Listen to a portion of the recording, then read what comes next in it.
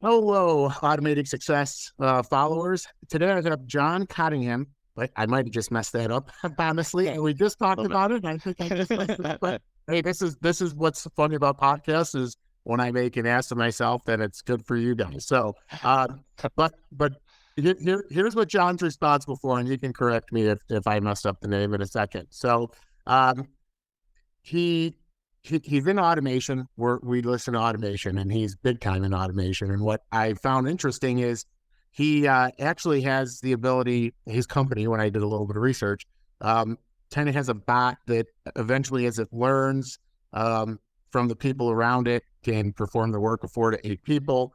But I'm going to let John introduce himself, and then I'll get into the questions. But as you can tell, I'm pretty excited to learn about what John does. Yeah. So happy to intro myself here a little bit. So John Cottongim, you were quite close, but it's my whole life has been nearly the right name, but so I'm totally used to it. So what do I do? So I'm the CTO and co-founder here at Roots Automation. I have a long interest in efficiency, in process, and in particular automation nowadays. In particular, focused around software automation, business process automation, and at the intersection of AI and machine learning, which there's really just a bundle to talk about in that segment today. And I think everybody's, especially recently, getting their hands on some pretty cool technology that they're working with. Spent about 15 years in the insurance industry. Had a nice career over there, front office to back office. I got into efficiency and process via first running an internal team of consultants that was really surfacing up where the challenges were at the company, starting to solve those challenges with both just good management practice, but then also more and more with technology over time, and also with AI as well as that became in vogue. Had a little brief sojourn into the consumer packaged goods industry over at Mars, the global candy maker and pet health company, which is a great place to be just before starting up Roots Automation about 4 years ago with a colleague of mine, Chaz Prera from AIG. And we've been going about it for the past 4 years ever since, having a great time building a company and doing some pretty cool things in the insurance space.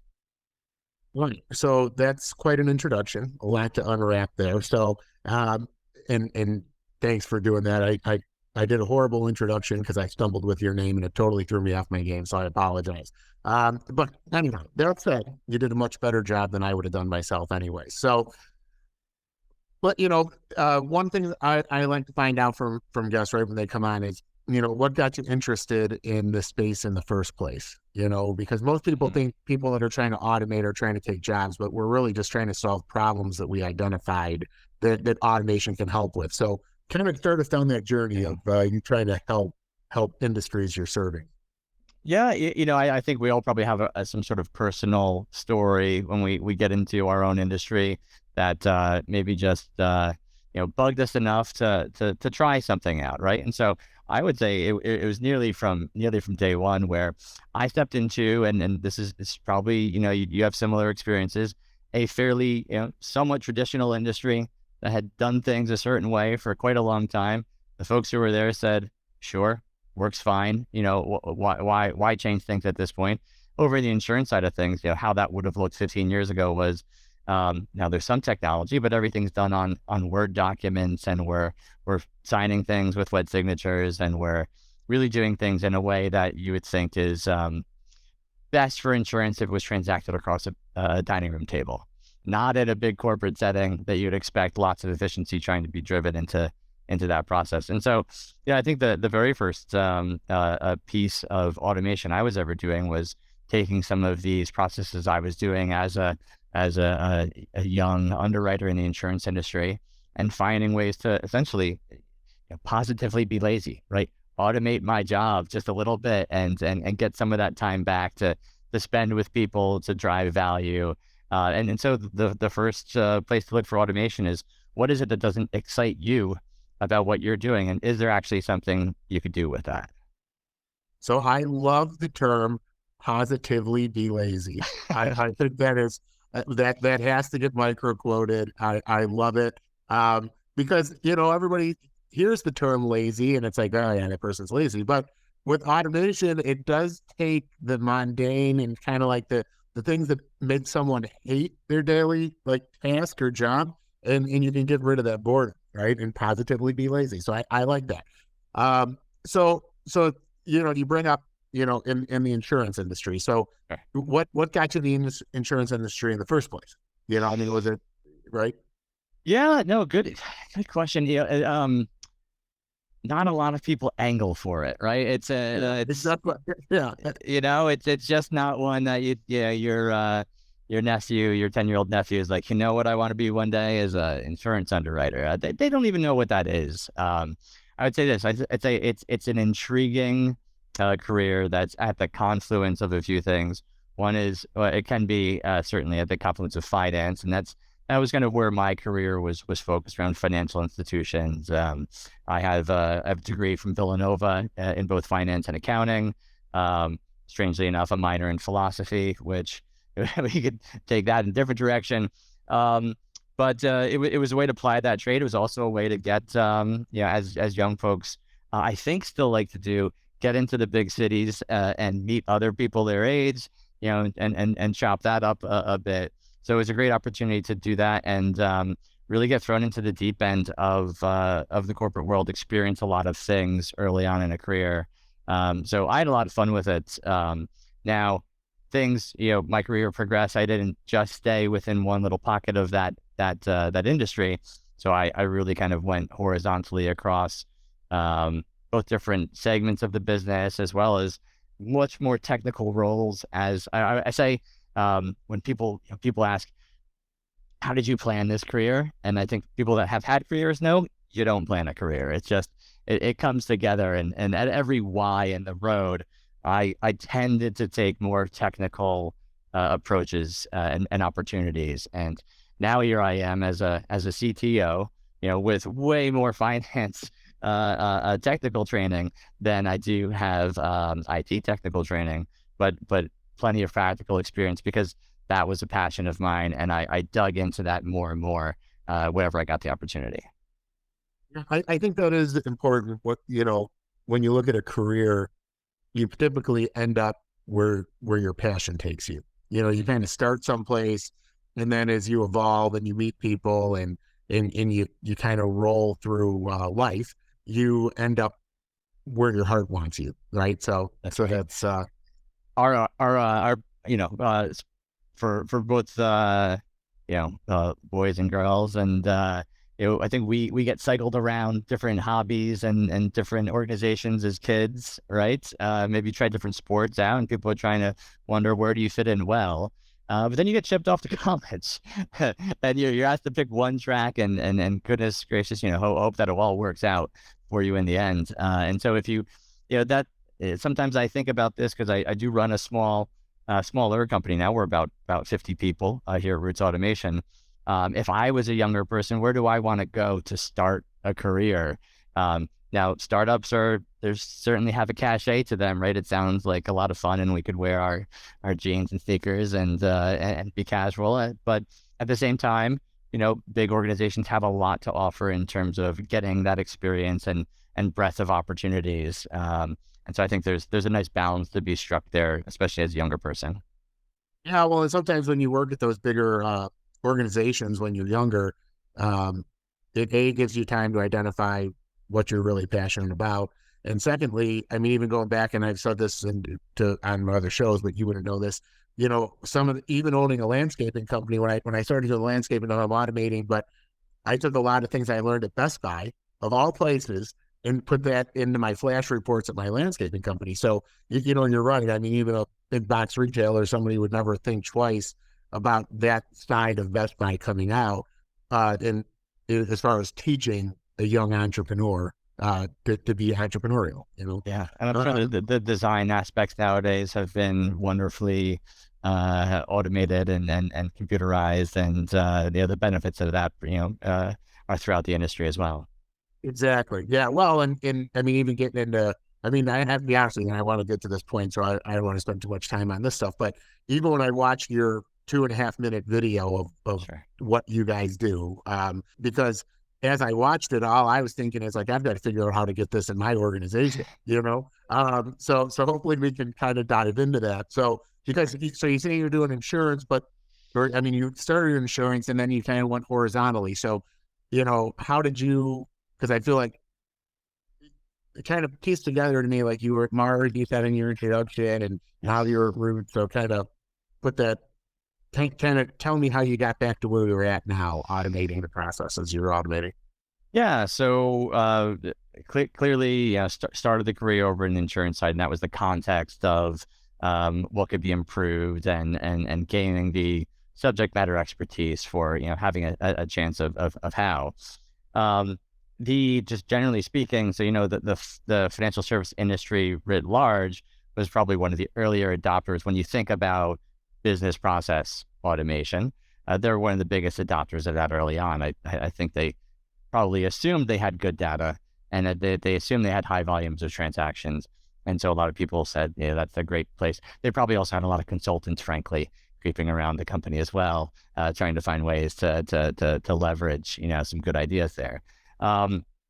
Then there's spaces like consumer packaged goods, like Mars, for instance, that weren't, let's say, the tip of the spear of thinking about automating their processes. At the same time, though, those businesses have amazingly high volumes.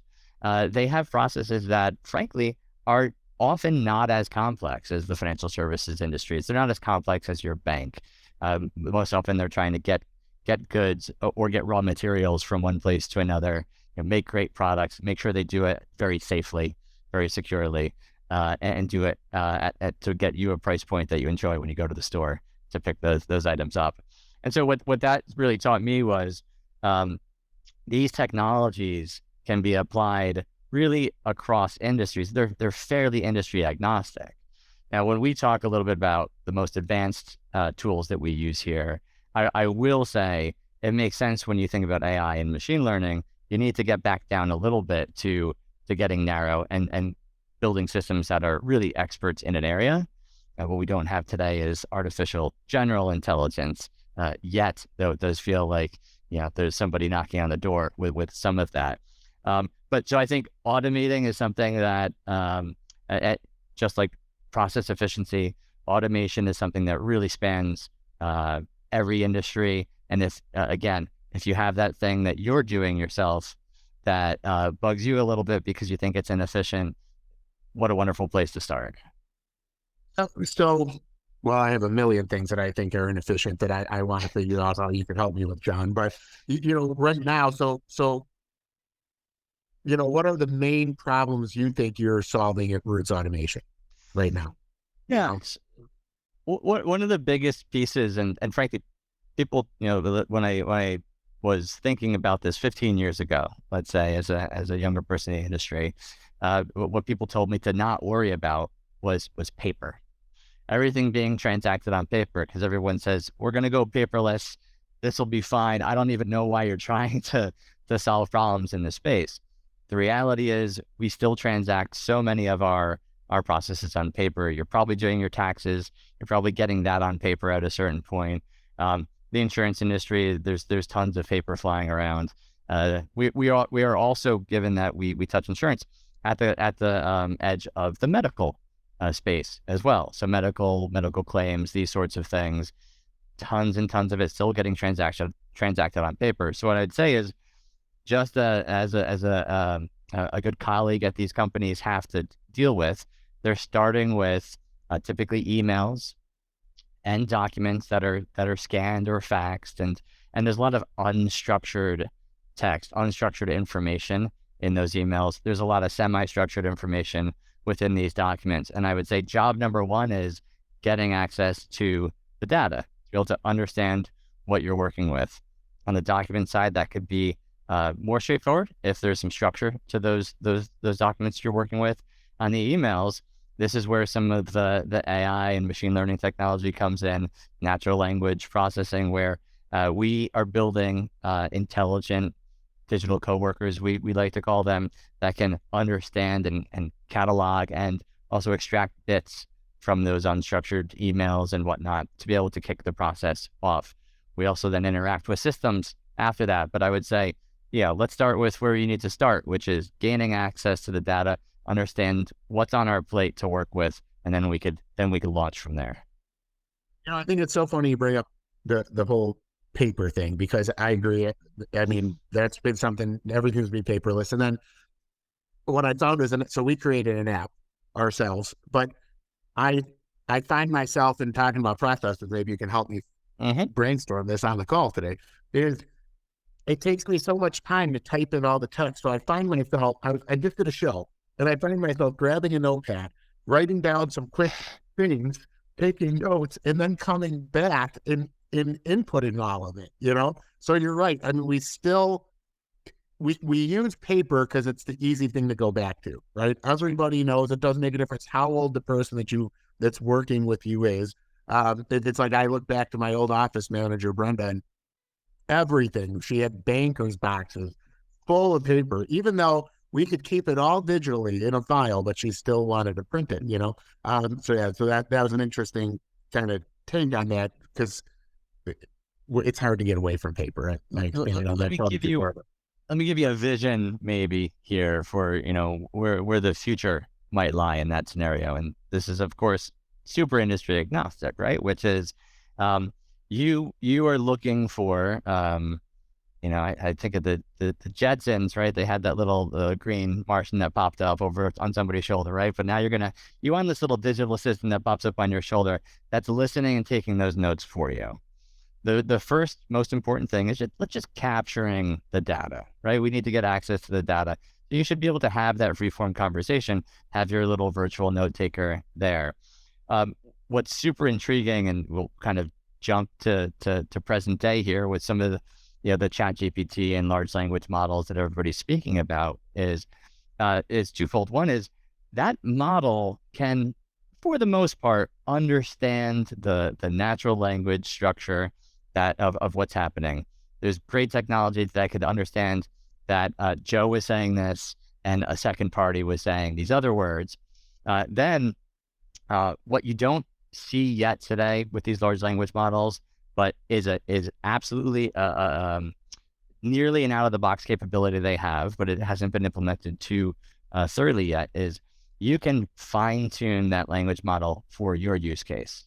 And then you could really explain to it almost in natural language that when somebody says, 10 arborvitaes, what they're really saying is, they want 10 plants of a certain perhaps age of these sort of characteristics that they're explaining within the language, and then have it be able to extract and actually translate conversation to data and fill out that cumbersome app that you might be, having today. So I really think that this is the future. It's all done with natural language. Nobody realized just how powerful natural language was going to get in such a short period of time. But yeah, this little virtual agent that pops up on your shoulder, I think that's the future that we're headed towards. Well, and so you bring up the virtual agent popping up on your shoulder, because I loved in your demo video of the little virtual bot, like looking up over the cubicle, right? I thought that was an awesome demonstration you guys did with that. And, when I watched that, I thought to myself, okay, but how does that follow me around? So it's like, I'm not working in a cubicle, right? So I'm all over the place. So how does that bot learn from me? I mean, is it just listening, like through my phone? And like, so how does that work, John? Well, we're in the land of theory here, but of course, you have a very powerful computer in your pocket. If you have a Android, if you have a Google phone that's of the latest model, it has a chip in there specifically designed to process AI algorithms. So, I mean, the world is getting ready for this to be at your fingertips. And so yes, essentially is that I think you'll be able to have this. Now, the question, of course, when you think about something's listening to me, right, that's the question's always privacy and awareness. And so I think that matters. That matters very much in this world. Now, at Roots Automation, we're not, just to be clear, we don't do this kind of over the shoulder, watching somebody and trying to figure out what they're doing, right? Our digital coworkers are very much, taking instruction about how a process should get done.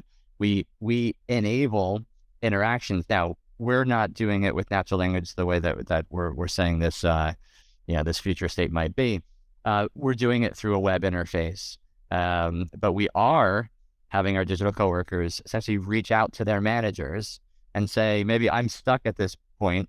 I did have a piece of paper to look at and read, but maybe somebody didn't fill the form out right. So now what do I do?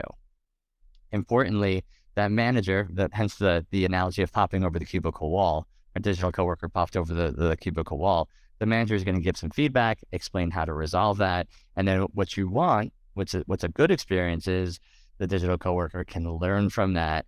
And when it's confident enough about how to resolve the problem itself, go about and do that. Because that's what we expect in a good business environment. You as the manager, if you give some instructions, once they're clear enough, right, those could get followed. And the nice thing with a service or a solution oriented approach to this is once you train that agent and they're the best agent they can be, well, then you could send them out to 100, 200 jobs at once, and they're always doing the best that they can. So I'm glad you cleared that up for me, because I was wondering how that worked. And the other thing I was wondering is, it said in when I was doing the research that the little AI bot would actually know who to ask the question. If it was looking for a question, it could actually prompt and know who to ask. Now, the first thing I thought of, being president and CEO of my company, is how do you make it not go to the same person all the time if one person knows the answer? So how do you guys deal with that, John? Yes. So there needs to be a set of randomness here, right? Because first of all, the very first time that digital coworker will reach out, who is the best person to go to? You really don't know. And so sprinkling around a bit is actually a way to sample everybody and understand who is an expert at my red problems versus my blue problems. Even once you've got a sense of it, still occasionally pinging other people for those items is essentially what we do today, to be able to make sure that frankly you don't mistake that and think that the world is static, right? Because the world can drift, and somebody might have a micro pocket of information that only they know in this not blue or red scenario, but the purple scenario. So now we're in purple. We've never seen it before. Who do we go to? Again, you're going to need to spread it out a little bit to understand the nuances of the world. And there's, as we know in business, there's just nuances abound. So it's 4 years you've been doing Roots, right? That's right. Yeah. So, from the start of it to where you are now, because all these types of startups or new companies, it's like, and the evolution cycle is so rapid, I think, especially when you're talking about what you're doing. So Dave, how much have you evolved in the last 4 years, and then where do you think you're going to go in the next 5 to 10 years, looking at that curve? Yeah, I'd say, we didn't pivot, right? This is the buzzword in startup world, right? So, we didn't make a hard pivot. The one thing that's very apparent though is our leveraging of the latest technologies has become we're voracious consumers of the latest technology, and being small enough and nimble enough to be able to actually comprehend and add those to your toolkit, I think is very important. It's why there's very few companies that have been around for 200 years, because it's really tough to be nimble the larger you get. But not only, I think we're in a very interesting time, because not only is technology better than it was only 4 years ago, but it's potentially even easier to implement than it's ever been. So I think the ability to take the latest and greatest technology, mostly we're talking about AI capabilities here, and plug that into your business process, no matter what industry you're in, it's never been easier. Though you do have to have not just technical capabilities to do that, which we said are less than than ever, but it's the human capacity to change that I think everybody needs to look internally in their own organizations and say, how do I inspire? How do I encourage? And how do we thrive in an environment that is going to be change heavy? And do I have the team that's going to be excited about change, or do I have a team that's going to be fearful of change? And you probably have both. So how do I get them nudged over to the side that's going to get excited? So I have my own opinion of this, but what's in your opinion, why is it easier than ever? I mean, because I think it's got to be a combination of the tech and the people, right? I mean, so what is it that you think is making it so much easier than it was in the past? Yeah. So on a fairly technical note, though, the way it's implemented is absolutely not technical. Is if you've had experience with ChatGPT, the ability for these technologies to be so good that they can recognize and understand casual human language means that you could interact with it in a way that requires no code, where you can speak to it and you can misspell things, you could have bad grammar, and it still gets the gist of what we're putting across to it. So it's gotten so great that even you or I can poorly speak to this thing, and it kind of gets what we're talking about. And that's today, right? 2 years ago, it was not there. Today, it's there.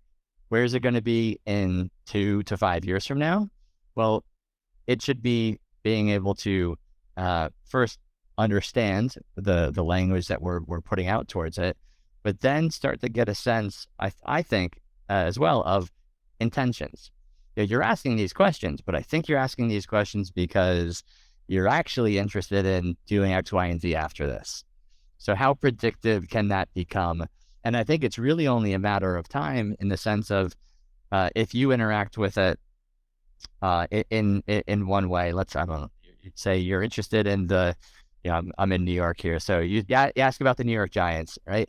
But what you really want to know is if there's tickets available to the game. So you're starting, getting an entry point, but by the little kernels that you're giving it, really knows what you're really getting towards. So if it's seen that a few thousand times with a few thousand different people, as soon as you kind of drop those few words in your first nugget, it might say, hey, by the way, here's the answer right at the end of it ahead of time. So I think it's going to start to get prescient. It's going to start to intuit and get ahead of us.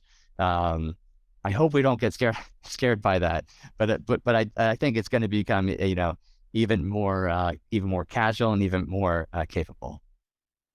Well, so this will actually be fun for people listening that have never been on ChatGPT. And I hadn't, because I couldn't get on the damn thing. And every time I tried to get on, it would tell me, come back later.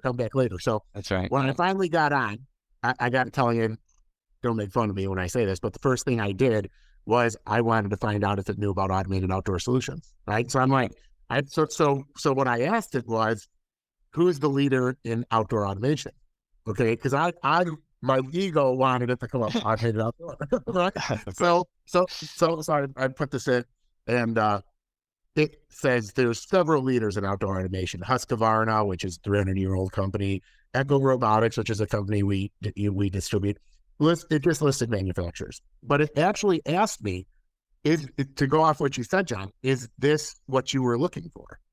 And I was like, oh, okay, this is pretty cool. So then I was like, well, who's the leader in providing service with outdoor automation?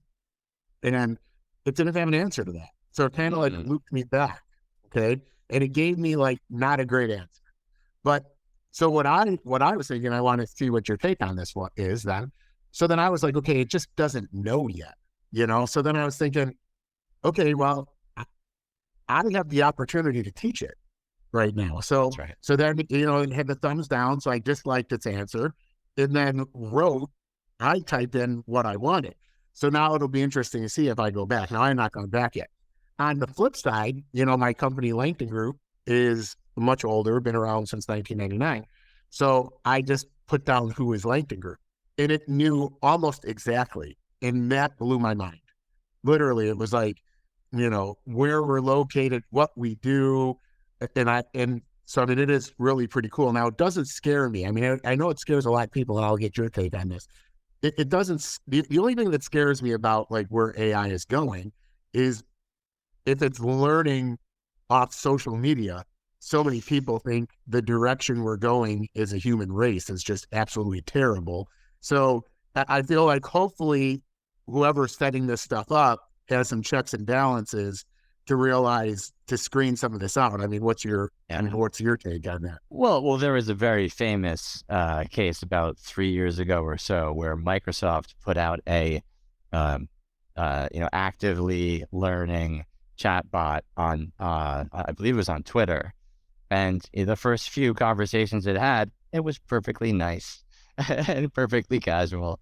The problem was, the internet trolls started to poke at it, and within about I think it was 24 hours, it said some of the most vitriolic, terrible things that humanity has to say. And why did Microsoft invest so heavily in this recent round of technology?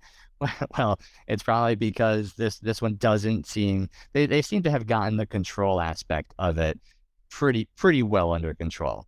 Of course, there's plenty of cases where reporters that are trying to have fun with this or make a name for themselves are trying to find ways to make these algorithms say naughty things. And I think that over time, a lot of that will still get shaken out and taken care of. But these tools, no matter how hard you try, right, they will be used for fantastic things, and then other people will use them for things that we're not so excited about. I think that if they're in the hands of the larger companies, this is like a dual-edged sword, right? You're like, well, these big companies control everything. So do I really want them to have all this power? At the same time, they also have a lot to lose.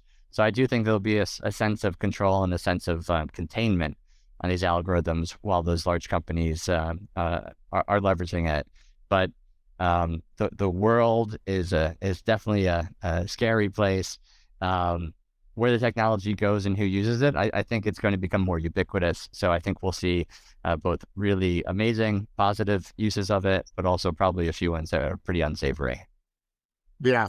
So to come back, because I keep doing this, when I get someone like you on, John, I just kind of get excited. Oh, no, it's fun. The knowledge you bring. So sorry, I keep on bringing us someplace and taking us back. But so just to understand, because I think to people listening, and even myself, it's hard to know where a company like yours could go. So let's just walk down a path, okay? Like right now, I know you have your industries that you're focused on, but you said it could go across different industries. So let's say my industry, what we do is we automate mowing, right, with hardware, automatic mowers and golf pickers. So the mundane tasks that I think we could automate with someone like yourself, company, would be the quotation process, right? Once I come up to a customer and I say, okay, what are you looking to automate? Okay, well, I've got 66 acres that I need to do, right? And in automation, I'm just going to kind of walk you down the trail, because then you can tell me how this would work out, because I actually am quite interested in figuring out how you can help me work this out. So then we know we have robots that do a third of an acre, a half an acre. So it's really easy to input what robot does certain areas, and then we generate a quote. The part that is our bottleneck right now is generating the quotations. It's not getting the robots installed. It's not doing that. It's the follow-ups, because the reality of it is, it takes, everybody's interested in it, but they constantly need to be followed up with. Mm-hmm. And the thing that I have issues with my people is none of my sales team understands that it takes 17 to 20 drips sometimes before somebody says, yeah, okay, I'm going to do this. So once they don't hear something after 2 or 3 calls, because the people in this field are so excited to be in the field, that if somebody doesn't make a decision in 2 or 3 attempts, they just think they're not interested. But so, how could a company like Roots help automate a process like that for a company like mine? So you can explain. Yeah, sure thing. So, I've done similar things in sort of both, industries of my automation life. Over in the insurance side, there's literally quotes that you're helping people, pull together information and to create.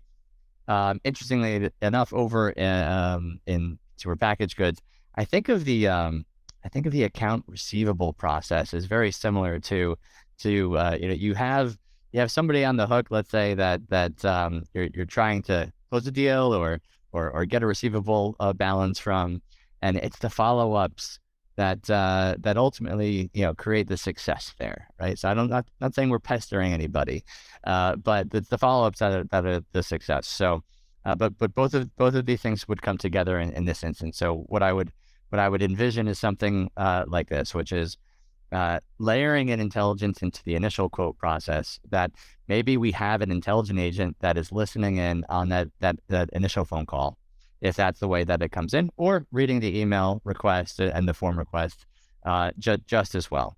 But we're doing a set of intelligence that can quickly and rapidly decompose that structured and unstructured text, lots of language in there, to get it into some sort of a rating system that we have, to be able to understand what's the acreage, what's the level of quality that needs to be at. Is this a new customer? Is this, these different components?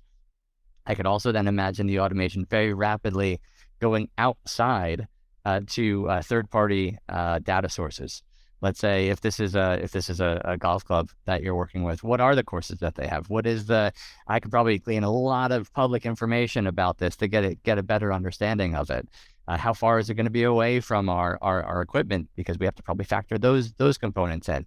That can all be done at nearly nearly at an instant. And my experience from the old days being an insurance underwriter is, the faster I get back to somebody with that pricing, the more likely it is that they're still going to be in the buying mode. So first thing is first, let's get that data translated down, and let's get the actual quote ready. Then, to your point, anybody who's in sales or marketing understands there's these marketing sequences, these sales sequences to understand. Am I speaking to the right person? Now I'm thinking about how can I traverse a organization, be it on LinkedIn or on somebody's website, to understand, am I speaking to the buyer today? And being able to understand as well, I'm going to try to send a follow-up with this language. Did it work in this circumstance with this buyer profile? Now we're starting to get into machine learning and AI, which is, does this sequence work with this buyer profile in this location, this type? It doesn't have to be super fancy, but you just have to have a few data points on, what's the situation we're in, what did we use to try to close the deal, and if once you build up a couple hundred of those, you could with either very fancy tools, or nowadays lots of tools that are online that even if you don't know what coding is, you could leverage a intelligent algorithm to be able to inject, how do we, let's say, take the next best action on this sales prospect. There's really automation kind of throughout this cycle we could put in. So what is your target customer then, right? So if it roots right now, so as you said on all of that, I'm literally thinking, oh my gosh, I got to ask John if he wants if he can help me. Because here's the thing, John, just to kind of answer, our industry is figured to be $100 billion industry. Okay, a lot of people don't realize that. And you brought up golf. I mean, just the golf vertical alone's $1 billion of it. Just in picking up golf balls and cleaning them on driving ranges. But the question every investor asks me is, how are we going to scale you though? How are you going to scale? How are you going to scale? And you gave that whole example, and I'm like, that's how I scale. Because it's. The thing that everybody keeps saying is, yeah, okay, all of this, but, how do your people do it? And I mean, honestly, that is the thing, is you talked about the AI and machine learning. I don't know what it is that I say differently to customers, but the way I say it, I have a 95% success rate. Every other person that I bring on, they'd have 20%. And it can't just be because I'm Joe. There is no way. There has to be something in the delivery, And so when I think about what you're doing, it hones in on the delivery, hones in on the follow-up. And then even you brought up collections. you know, that's something that's very hard. I didn't think about that, but accounts receivable, Uh-huh. it's like you can't be a great salesperson, but then also call and collect the money. It's because you're building a relationship over here, and then you're reminding them that the That's relationship's right. not great if they don't pay. So, you know, so anyways, though, so I mean, it's very interesting because I talked to someone like you, and I'm like, man, John, Roots could really help, but I don't even know if we're a target customer. For Yeah, no, example, what are the target customers? I'll give you a perspective, which is, so today our target industries are insurance, financial service, really the core piece of it. And so, okay, why focus, right? If this is so completely applicable across many different industries. And the reason to focus today is actually that AI and machine learning component, which is it's very difficult to build a solution that has few samples across many industries. So what you need to do is really focus in on a vertical. It could be accounts receivable across everything, right? That's one way to focus, or it could be everything within the insurance industry, or everything within any other industry you can think of. And today, because we don't have that artificial general intelligence, we have to create what we might call expert systems. They're experts, but they're narrow experts today. And so making sure that you have enough data to feed these models to become experts within your industry is probably the first place to be. Which is why the other option is you can look at there's companies that just focus on accounts receivable, accounts payable. There's a company out there called Blackline, and they just do this one myopic thing. They do really well. They do well because they have all the data for that one piece. And so when I think about where to start both automating as well as leveraging AI technology, it's where do you have high volume? So it sounds cool to apply this, let's say, to the close of a sale, because I want to move that from 90 to 20%. But the reality is I only have very few of those opportunities to feed in data, to learn from, to be able to apply intelligence to. Whereas the automated outreach, maybe to try to find prospects in the first place, or the bill collection process, which happens, 1,000 times every month. Now that has volume to it that can be applied, and intelligence can be applied and automated with a bit more ease, and also return on investment for yourself. So I'm glad we went down that path, because what you just said, I think, will make a lot of listeners understand where we are right now in the technology, because you just made me understand, like, I mean, everybody needs insurance. And, so you take the population of the United States or the world and look at how many transactions are getting done daily versus even in $1 billion opportunity, there's just a small amount of transactions, which is harder for the AI to kind of fill in the blanks, right? I mean, that's basically it in a nutshell. Exactly that. Though there's opportunities even in such industries to look for those horizontals that apply to all industries, to look for intelligence and automation. So in the sales call process, for instance, there's companies out there like Gong.io, which specialize in these Zoom type of calls that we're doing. They will decompose those calls to understand who's speaking, how long they're speaking. Are there pauses in place? Are your salespeople giving the customer the opportunity to react, to respond? Are people comfortable with silence? These are all sorts of things that can, intuitively, after 30 years of sales, you understand those almost subconsciously. But we could raise some of this. Do your patterns look different than your employees' patterns when it comes to these conversations? And then these are really amazing quasi AI tools, today that you could apply to just about any business, because we all need to sell. We all need to close deals. Yeah.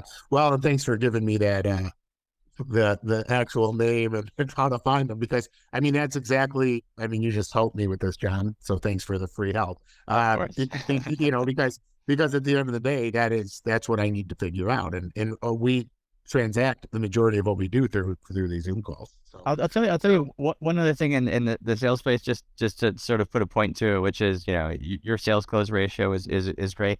I run a small business as well. We talk about founder-led sales. Founder-led sales are the highest close rate as well. Why is that? And I think it's because we can realistically sit across from the customer and say, I've been there, I feel your pain, I speak your language, right? Where maybe a new salesperson has a harder time convincingly do. And if there is one thing that I'm skeptical that these AI tools, these language models are going to be able to do, at least in the next 5 years, is to convince a customer that they can, they can sell and they feel their pain. So I think humans have a long sales career ahead of them, and that's not going to be a problem anytime soon. Now, I don't. So I think you're spot on, and I also think the thing that helps someone like myself close deals with greater ease is I have a story, and people love to hear stories. That's why people love podcasts, right? And so knowing that, you're right. I mean, AI can't replace that, but what it can do is allow me to just keep telling my story, so I can tell my story to 100 people a week and not have to take the time to fill out the quote.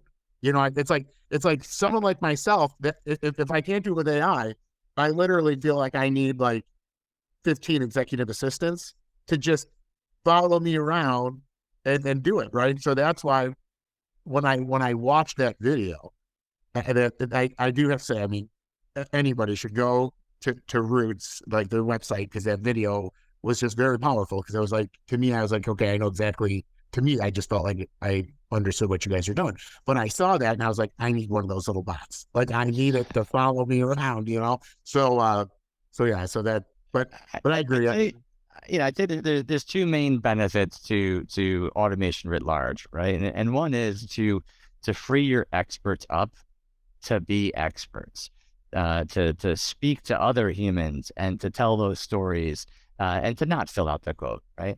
The other challenge I think that we have is, amazingly, we're at an extremely low end when it comes to unemployment in this country.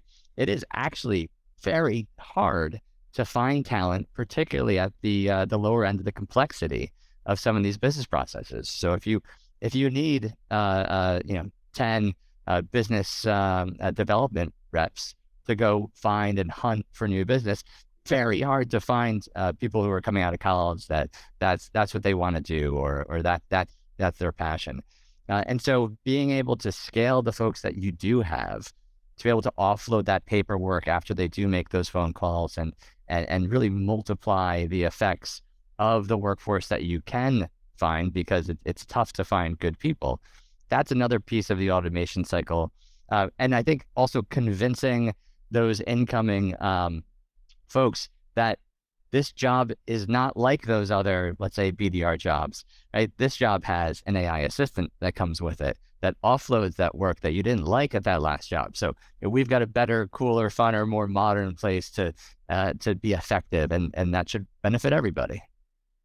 And that was very powerful. I actually love that you just said that, because it is so hard to find people nowadays, and everybody that hears automation, AI, they instantly say, oh yeah, well, you're a job killer. And I always say people that say that are just not in the business of hiring people. If they were hiring people, they would know that is not the case. And I also think that, and by the way, I'm not one of those guys that think like the new generation of workers are bad or lazy, because I'm actually the opposite. I'm 44, so I'm at a unique age right now where I'm kind of in between. And when I tell some of these other business owners that are like, oh, the new generation's lazy, I'm like, no, they just see the world differently, And what you just said helps you embrace that new worker to say, hey, we believe in working smart, not hard at this organization, and this is what we're going to enable you with, and you can pull some really great talent. So that was awesome. But we've been talking so much about automation. I haven't gotten a chance to do what I love to do on the podcast and find out about people just in themselves. So, um, tell me a background on yourself, family, your upbringing. I mean, what got you to where you're at today?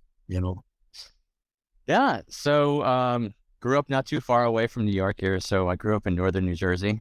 I actually grew up in a family where my father was in sales. So I got steeped in that culture a little bit, right? To see that, which was great.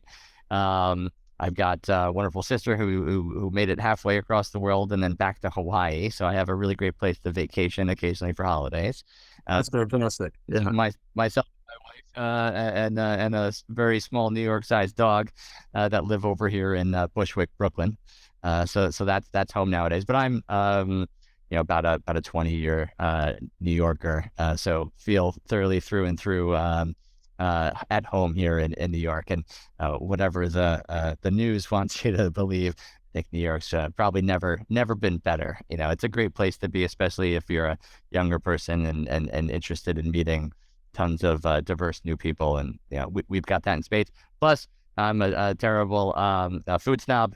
And the restaurants we have here are fantastic, but I will also travel for good food as well.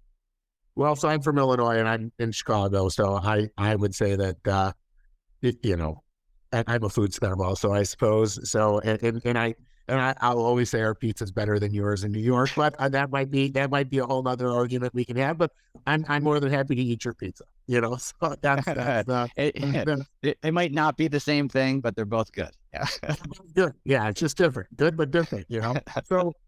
So why I always ask the question is because I always think entrepreneurs, we're just kind of wired a little different. So what got you into this type of spirit to solve problems and be your own person, Yeah, I was actually quite happy working for big companies for a very long time. And maybe like most people where I thought, I always cared about efficiency. I can't really put a finger on why that is exactly, but little inefficiencies bugged me and I would try to go solve things myself. But they were mostly small things, just quality of life around doing business and whatnot.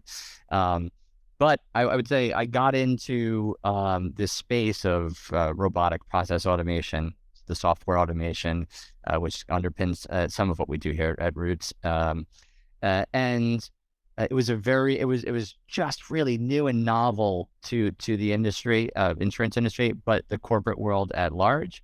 So this was the first time that it was being applied to solving production business challenges. And I found myself going to conferences related to automation. And after about 3 or 4 years, being the young old man in the room, where everybody else, they might have been 40 and 50 years old, but they were saying, "Oh, we're just doing a proof of concept. We're just exploring this space." And I said, "Well, I've got a team. I've been doing this for years." And so all of a sudden, I find myself being a bit of an expert in a space that, frankly, I had a passion for, and I thought I had both the capabilities to execute really well and a vision for what was missing in the space that needed to be. And so all of these things just came together and almost dragged me out of the comfort of corporate life and said, if there's any time that I think I might have an advantage and I think I might have a vision, I think it's now, and life is too short to not give it a go. And yada, yada, yada, here we are. Yeah. Yeah. I mean, for me, it's funny you bring up solving efficiencies because one of the things that I found, and maybe you can elaborate on this, like as I solved efficiencies when I worked for corporations or people, and it wasn't myself, I would solve that efficiency issue, kind of bring it up, but it always went on deaf ears. And that was one of the things that always made me realize I have to do this for myself because I don't know if you've ever had that same experience, I mean, sometimes you said earlier in the show that people they get kind of stuck in a process. This is the way we do it, and it's fine. We're making money anyway, so why do we need to change it? But that was always a problem for me. Do you have a similar experience to that?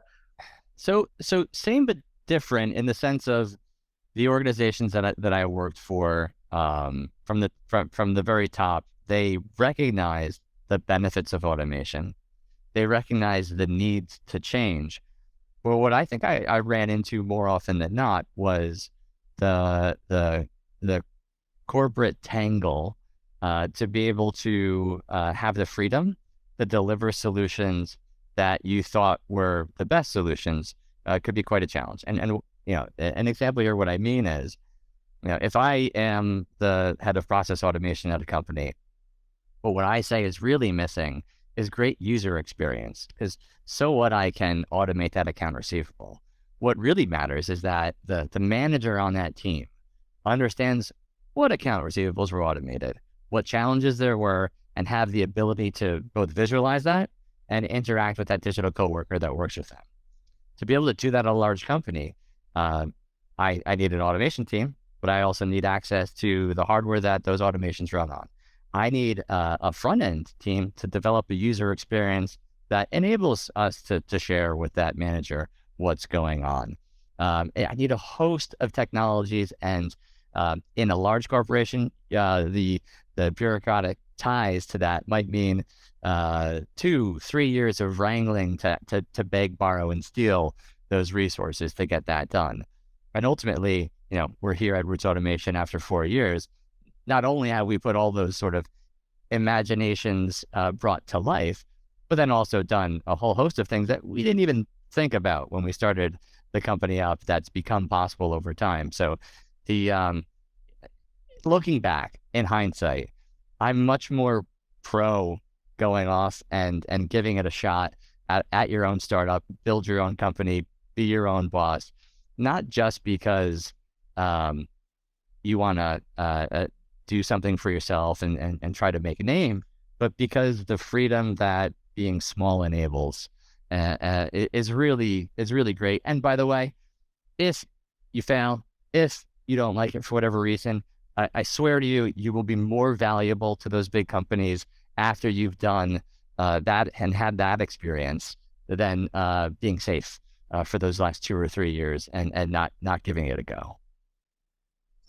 So you say kind of being small is what you like best, right? And how quickly, the risk you can take.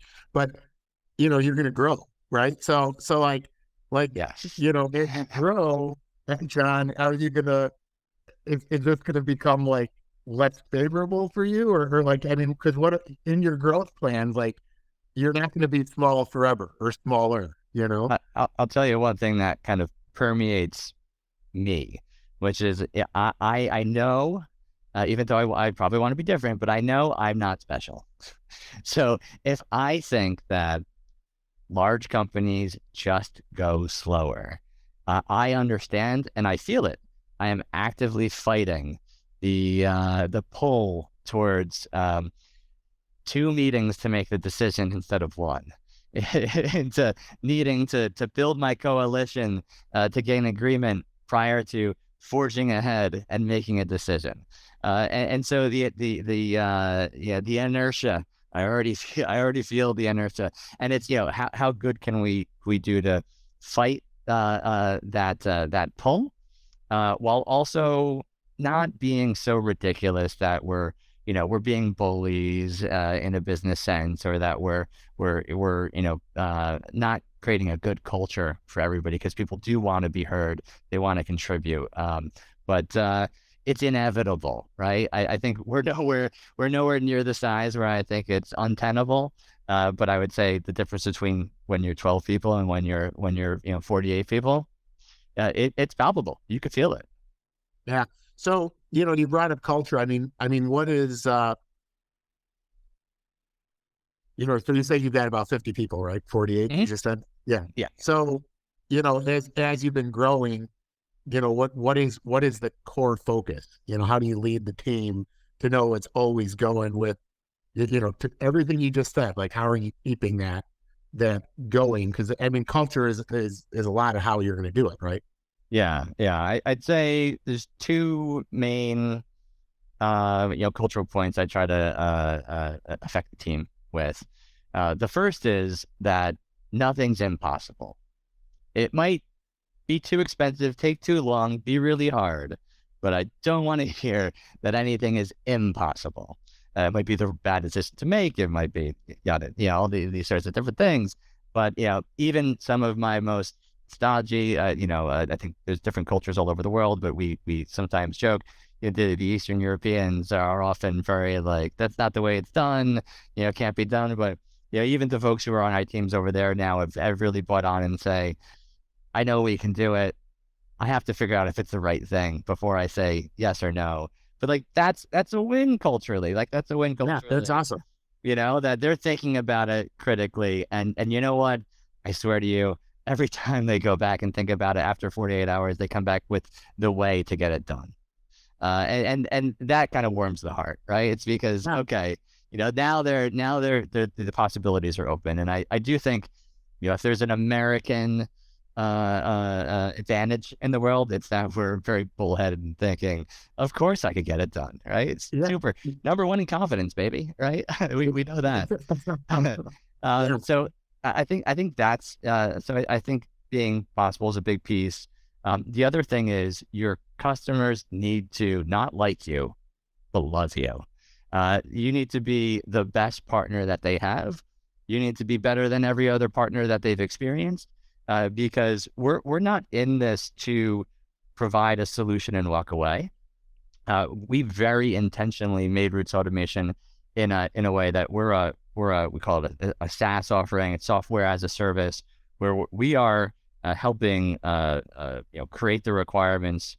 We're building, we're maintaining throughout the full life cycle. So most of our customers, they sign up with us for 3+ years. So 3 years typically is the shortest end that they sign up for us. So we're in it to win it.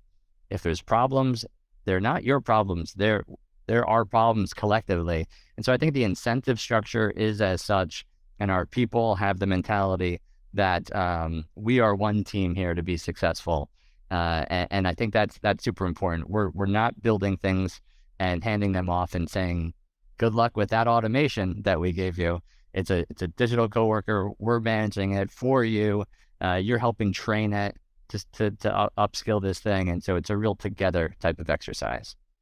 I think that's so important in your space. So we're robotics as a service, your software as a service. But I always tell people, one of the analogies I use is like, if somebody told you, hey, John, you want a helicopter, that's great. Hey, you can tell all your friends I have a helicopter, but if you don't know how to fly it, it never leaves the pad, and that's why I think it's important, as you just laid that out, to offer what you have with a pilot, right? That's what you're doing with robotic or software as a service. It guarantees the success of it, B, the implementation, because they're going to implement it, they're going to actually use it, and if they're using it, it's actually working for them, and it's also becoming, it's adapting, to them. And the world changes too, right? So this is what's super challenging. I think for some of the bigger companies that look to do, especially with the integration with the AI technology, is that sure, you've got brilliant people that could create a solution that works today, but do they have the rigor in place to be testing those models, testing the automation, to make sure that as the world changes, as new forms show up, as lawyers speak in new ways because laws come in, as new product hits your industry, how do the models learn what those new products, the new lingo means? So we have to make sure that we're not having what we would call model drift. That we've got a great model for 1997, but it doesn't work today. And there's a lot of expertise. And I think, to that point, the solutions we all build in the future are going to be not less complex. They might be less complex to use, but they're going to be more complex when you look under the hood, right? Actually, when you look under most cars' hood nowadays, it's all pretty much covered up, right? You can't even get at a lot of those parts anymore because of how complex these solutions have gotten. And so I think that means you need a really great partner that understands the guts of that engine, that's also willing to service it for you, so that you could drive the car, you could deliver the value that your business is meant to deliver, and worry about the technical solution. Give it to a great partner that's there with you for the ride. Yeah, no, I think that's well said. And you know, you do bring up a great point in the fact that, the larger corporations, and we say that even with the robotics as a service side, the hardware is constantly changing and getting better. So the solution we have today is not going to be the solution that we have 5 years from now. And you can look at even the cell phone industry for that, at that. I mean, we're talking on bad phones and flip phones, not even 2 decades ago. We were using pagers, and look at how much that's come along.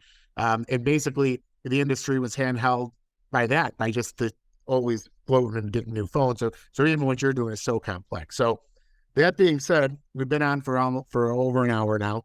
And the one thing I'll say, because you're a pretty young guy looking at you on the show here, but right now, currently today, because this will probably change 10 years from now, but what do you want your legacy to be, right? With what you're doing with Roots, what you're doing in the field, what are you currently today? What's the answer?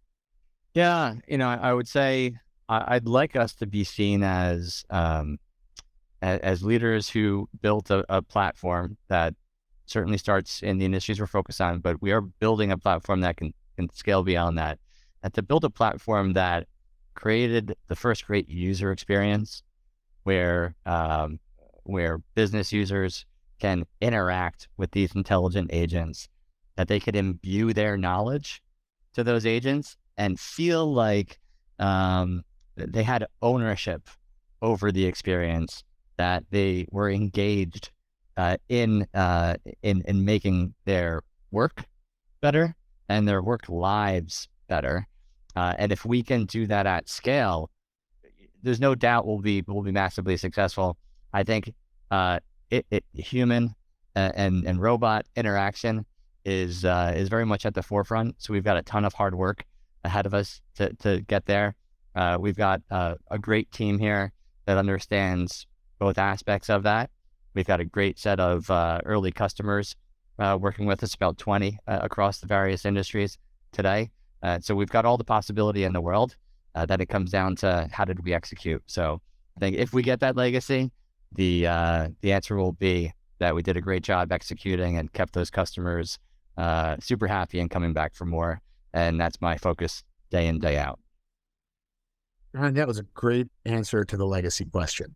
Some people don't nail it like you did, but that was fantastic. So with that, I think this concludes our episode of Automating Success. And I really appreciate you being on the show, John. And I hopefully you enjoyed it as much as I did. It's been an absolute pleasure, Joe. I hope people get inspired by some of our collective thoughts here and go out there and give it a try themselves. And again, had a ball. So thank you. Awesome. Yeah, and I have to apologize on air. I mean, usually I try to ask more about some people's background and personal life, but this thing just drifted all over. But hopefully people like how it flowed, and hopefully you kind of enjoyed the conversation that we had. They'll let you know in the comments. Yeah, for sure. Yep. All right. Well, thanks, John. You have a great day. Thank you.